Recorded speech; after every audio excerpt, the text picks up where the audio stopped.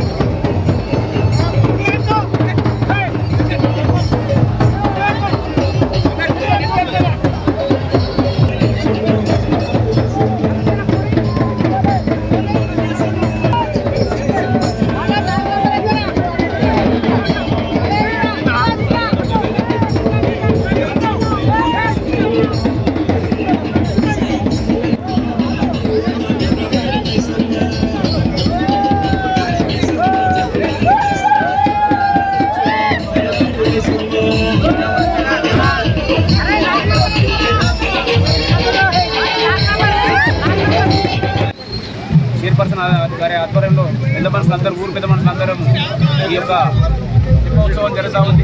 దీపోత్సవంలో ప్రతి ఒక్కరు ప్రజలందరూ పాల్గొంటా ఉన్నాం. ప్రజలందరూ మేడ్చల్ ఉన్న పట్టణ ప్రజలందరినీ సుఖశాంతులతో ఉండాలని, ఎవరిని ఆరమరగకుండా మంచి చూడాలని చెప్పి అమ్మవారిని కోరుకుంటా ఉన్నాం. అందుకే ఈరోజు పూజలు చేయడం జరుగుతుంది. ప్రతి సంవత్సరము ఆ దేవుని దేవల్ల మా చెరువు అలుగువాడుతుంది. ప్రతిసారి మేము యాటను మొత్తం ఊరేగింపుకొని బొడ్రాయి దగ్గరికి ఊరేగింపుకొని మనం ఊరు ప్రజలు మొత్తము అంగారంగ రంగంగా ప్రతి కుల సంఘాల నాయకులు, ప్రతి ప్రజాప్రతినిధులు మొత్తం అందరం కలిసి ఒక ఊరేగింపుగా వచ్చి మేము ఇక్కడ యాటను ఇవ్వడం జరుగుతుంది.